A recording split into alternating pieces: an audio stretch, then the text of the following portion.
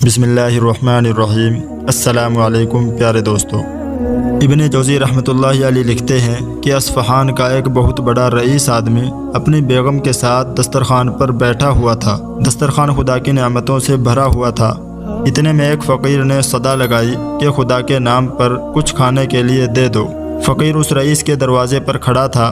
اس شخص نے اپنی بیوی کو حکم دیا کہ سارا دسترخوان اس فقیر کی جھولی میں ڈال دو۔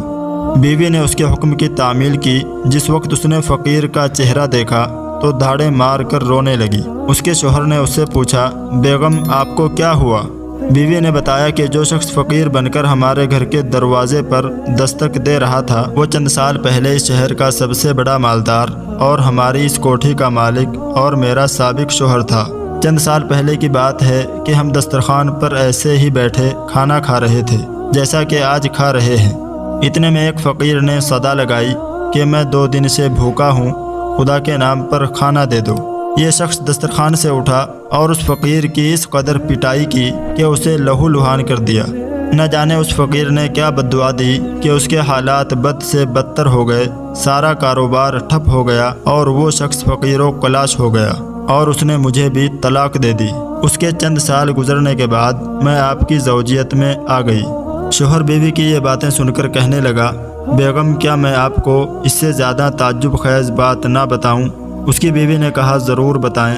شوہر کہنے لگا، جس فقیر کی آپ کے سابق شوہر نے پٹائی کی تھی وہ کوئی دوسرا نہیں بلکہ میں ہی تھا۔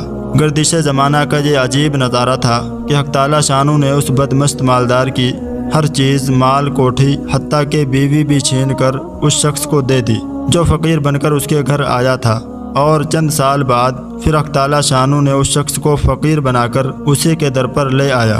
یقیناً حق تعالی شانو ہر چیز پر قادر ہے۔ تاریخ ایسے سبق آموز واقعات سے بھری پڑی ہے، شرط یہ ہے کہ انسان اس سے عبرت پکڑے۔